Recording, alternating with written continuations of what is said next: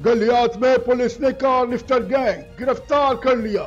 इस हवाले से तफसीलात जानते हैं हम अपने नुमाइंदे सज्जाद हुसैन की इस रिपोर्ट में। मौजूद पाकिस्तान के सियाती मुकाम गलियात में, और यहाँ पे आज एक प्रेस कॉन्फ्रेंस का इनेकाद किया गया।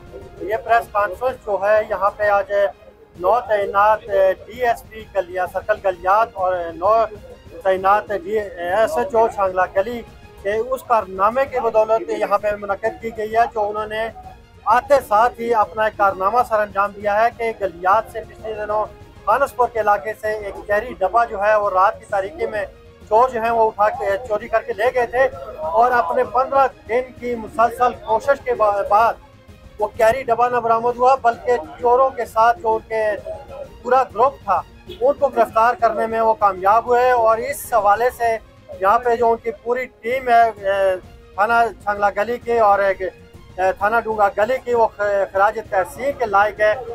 और यहाँ पे सियासी समाजी इलाका माहिदीन ने भी इस कारनामा को सराहा और उनको खूबदाद दी। जी, सज्जाद हुसैन, नदिया गली, अहमदाबाद। आपने रिपोर्ट मुलाहिजा की। मजीद खबरें और अपडेट्स जानने के लिए देखते रहिए फैज़ न्यूज़ नेटवर्क। फैज़ न्यूज़, फैज़ सबके लिए।